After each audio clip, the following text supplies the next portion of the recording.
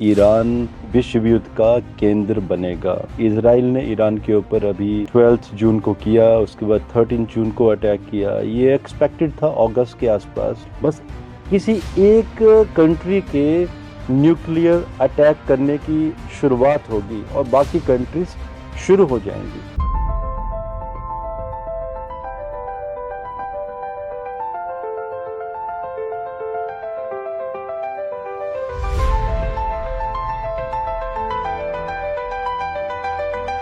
कुर्सी पर बैठते हुए फडणवीस जी दिखाई दे रहे हैं। विदेशों से भारतीयों का अपने देश में वापिस आना।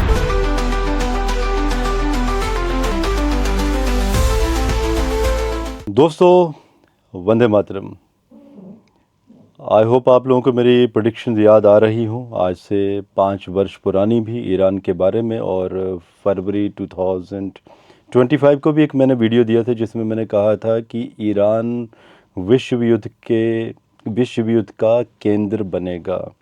अभी आप ही लोगों के कुछ कमेंट आ रहे थे पुराने वीडियोस के ऊपर, तो हमारी टीम ने कहा भी, तो मुझे लगा कि क्यों ना एक आप लोगों को अपडेट दिया जाए, बिकॉज़ बहुत सारे लोग अपडेट भी मांग रहे हैं कि अब होगा क्या। आज 14 जून है। ये वीडियो आपको कुछ दिनों बाद मिलेगा, रिकॉर्डेड वीडियो है। इज़राइल और ईरान की जब मैं कुंडलियों को देख रहा हूँ, देखिए अभी कोई भी चुप नहीं बैठेगा। और ये जो अटैक होना था, जो अभी इज़राइल ने ईरान के ऊपर अभी 12 जून को किया, उसके बाद 13 जून को अटैक किया, ये एक्सपेक्टेड था अगस्त के आसपास। लेकिन थोड़ा सा चीज़ें जल्दी हो गई और अगस्त में एक बड़े अटैक की संभावना उस समय दिखाई दे रही थी। और ये इस समय एक कन्फ्लिक्ट दिखाई दे रही थी, कोई छापामार युद्ध या किसी एक दूसरे की सिटी के ऊपर कोई ना कोई किसी तरह का कोई अटैक। लेकिन चीज़ें थोड़ी सी वर्स्ट हो गई हैं, बिकॉज़ अगर हम बेंजामिन नेतन्याहू का चार्ट देखें तो योग बने हुए हैं, वो कहीं ना कहीं देश छोड़कर भागते हुए भी नज़र आ रहे हैं। आई नो कि बहुत सारे भारतीयों के सेंटिमेंट्स इंक्लूडिंग मी, तो कहीं ना कहीं हमारे सेंटिमेंट्स इज़राइल के साथ ज़्यादा जुड़ते हैं। तो इज़राइल को कोई भी हानि होगी तो हम नहीं चाहते हैं कि इज़राइल को कोई भी नुकसान हो। उसी तरह से हम नहीं चाहते हैं कि रशिया को कोई भी किसी तरह की हानि हो। ये बात अलग है कि रशिया और इज़राइल की आपस में तनातनी बनी रहती है, लेकिन दोस्तों हर चीज़ की एक सीमा होती है। युद्ध के भी एक नियम होते हैं। युद्धों को भी एक प्रणाली के तहत चलाया जाता है। इकट्ठे मोर्चे नहीं खोले जाते कभी भी, जिस तरह से इज़राइल ने अभी ओपन कर दिए हैं। अभी देखिए, जब मैं इज़राइल की कुंडली देख रहा हूँ, ये बात अलग है कि ईरान युद्ध का केंद्र बनेगा, विश्व युद्ध का, और अभी जो रिटेलिएशन अभी ईरान का होगा वो ऐसा होगा जो कभी इज़राइल ने सोचा भी नहीं होगा। अगर आपको और हमको, कई लोगों को ये लगता है कि नहीं ईरान डर जाएगा, वहाँ पर ट्रम्प बैठे हुए हैं, ऐसा नहीं है अभी। आप जैसे कि पुराने वीडियोस को आप देखिएगा, मैंने कह दिया था उस समय कि मिड 2025 के बाद युद्ध के जो हालात बनेंगे वो सुधरने में नहीं आएंगे, और लगातार ये घटनाएं अभी 2030 तक, तो मान के चलिए अब वो जो बात थी ना, विश्व युद्ध, थर्ड वर्ल्ड वार जिसकी हम बात करते हैं, वो आगाज अब बन चुका है। और फरवरी 2022 से ये शुरुआत होते होते आप सोचिए हम कहाँ तक पहुँच गए हैं।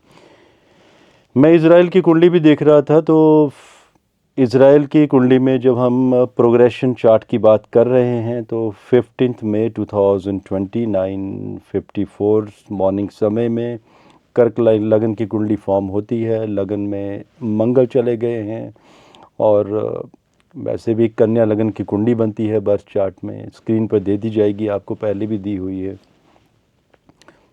मंगल केतु का दोनों तरफ, और षष्ठे शनि 11th हाउस में। बहुत सारे डिटेल कॉम्बिनेशन में पहले भी बता चुका हूँ आप लोगों को कि किस तरह से मंगल का सप्तम घर के ऊपर प्रभाव, मतलब ये देश जो है वो हमेशा ही युद्ध में लगा रहेगा, ये मानेगा नहीं। अगर उसको लगता है कि कुछ शांति बनी हुई है, तो भी कहीं ना कहीं इज़राइल अपने आप को कनेक्ट करके रखेगा युद्ध में, और उसी का खामियाजा इज़राइल को भुगतने को भी मिलेगा, क्योंकि अभी मंगल आ जाएंगे 28 जुलाई 2025 को कन्या राशि में, लगन को प्रभावित करेंगे। उसके बाद लगन को प्रभावित करने का मतलब है कि इज़राइल हिडन तरीके से, जैसे अभी किया, लगातार ईरान के ऊपर, लेबनान के ऊपर, पड़ोसी कंट्रीज़ के ऊपर जिनके साथ रिश्ते अच्छे नहीं हैं, हमास के ऊपर, हुती विद्रोहियों के ऊपर लगातार अटैक करेगा और ये सिलसिला 13 सितंबर तक चलता चला जाएगा। सो आप सोचिए कि इज़राइल ऐसे अटैक करेगा तो क्या इज़राइल बच पाएगा?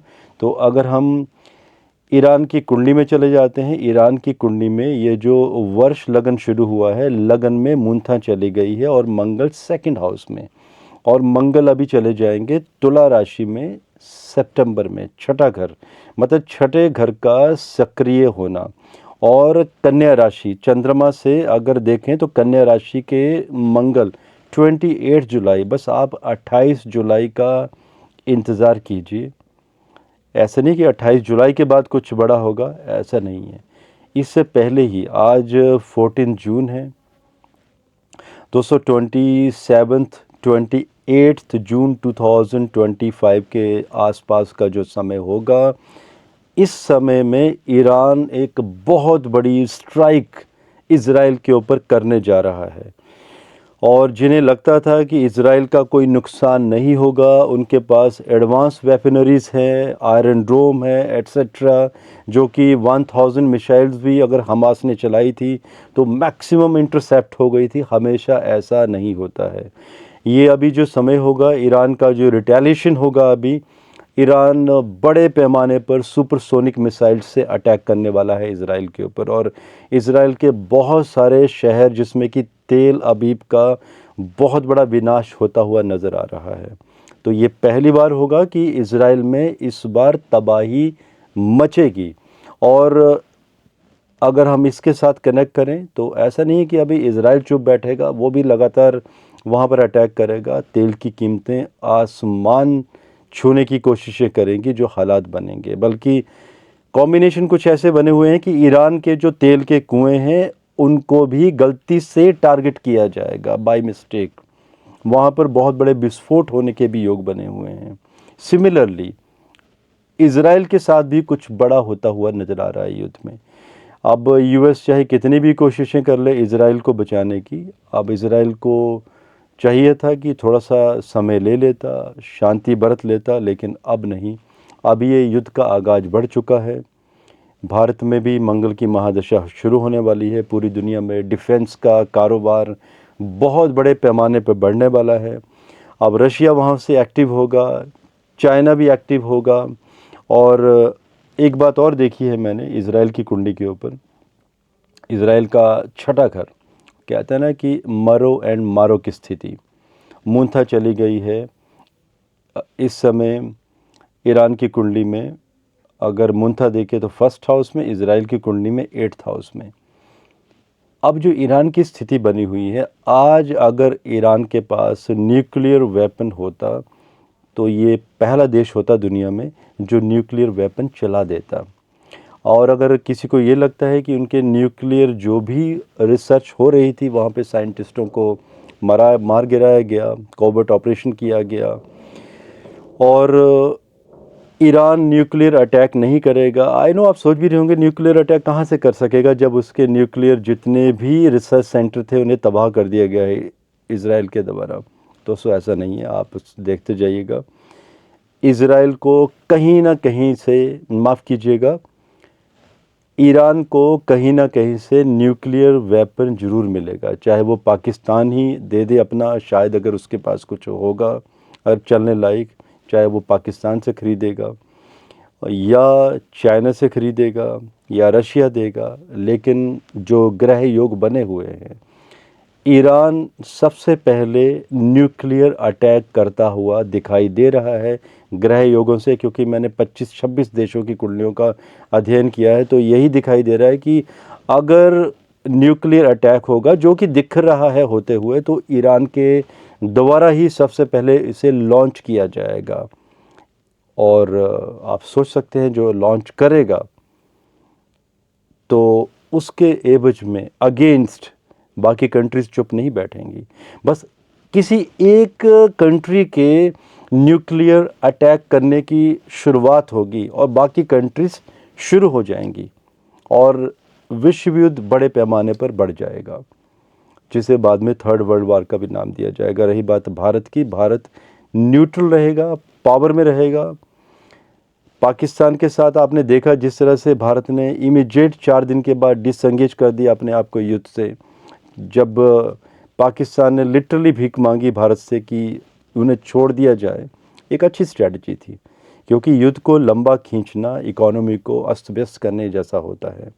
और भारत भी युद्ध करेगा, भारत भी अटैक करेगा, और भारत क्या करेगा, क्यों करेगा, कैसे करेगा, इसके ऊपर ऑलरेडी मैं वीडियो बना चुका हूँ, रिकॉर्डेड वीडियोज़ हैं। शायद अभी आप लोगों के पास आए नहीं होंगे, मे बी या तो आ चुके होंगे। सो दोस्तों, कुछ आप लोगों के क्वेश्चंस हों तो ज़रूर बताइएगा। डेट्स मैंने बता दी हैं आप लोगों को कि ईरान कौन सी तारीख के आसपास इजराइल पर एक बड़ा युद्ध, बड़ा रिटेलिएशन सुपरसोनिक मिसाइल्स के द्वारा करने वाला है। आज के लिए इजाज़त, धन्यवाद, जय हिंद, भारत माता की जय।